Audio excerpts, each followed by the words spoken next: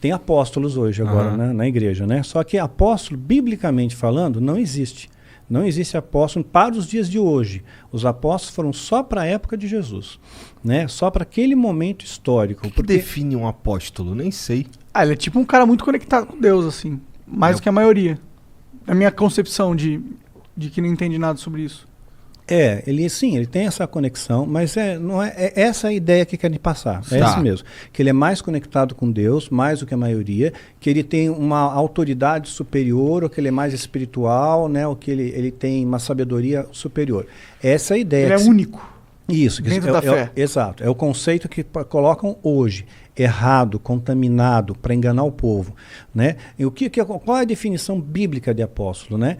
No livro de Atos, no capítulo 1, Pedro, que foi um dos primeiros líderes da igreja, Jesus comissionou a Pedro, né, como sendo os primeiros líderes da igreja, né? Eles estão conversando entre eles ali, como vão substituir Judas, porque eles eram 12.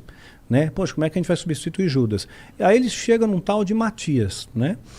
E esse Matias acaba não rolando, não deu certo. Eles já tiraram sortes ali, né? Não foi uma coisa de orar, de tentar ouvir a voz do Espírito e tal.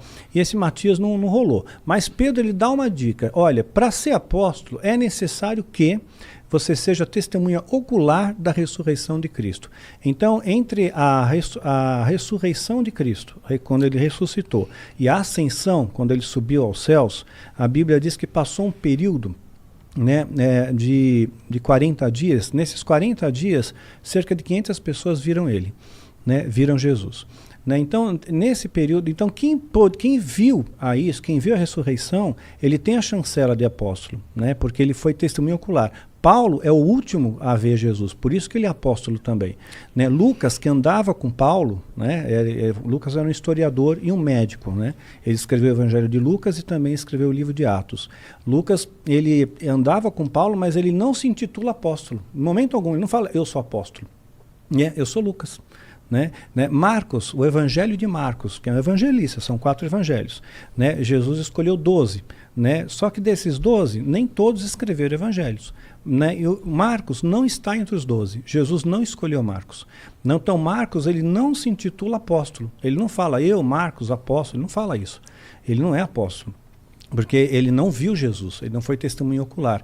Então essa é a primeira premissa. Né? Então os apóstolos de hoje não foram testemunhas oculares de Jesus, da ressurreição de Jesus, né? Não foram chamados pelo próprio Jesus. Então, quando formaram essa coalizão, me chamaram, né, para fazer parte. Olha, vem fazer parte também, né? E qual era a ideia? Olha, a gente vai criar um grupo, né? Porque está tendo muito pastor por aí, então nós vamos criar um grupo mais eclético, né?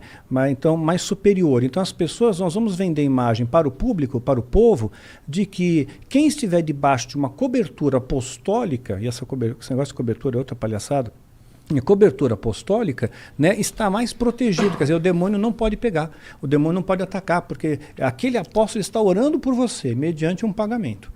Né? Entendi. Tinha igrejas que tinham cobertura apostólica, que pagavam carnê para o apóstolo.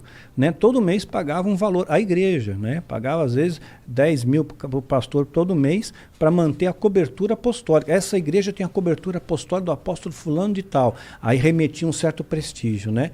Então, essa coalizão apostólica no Brasil, ela vê, quando me convidaram, eu falei, não, gente, mas isso aqui está errado. E eles falaram para mim, nós sabemos que está errado, mas o povo não sabe.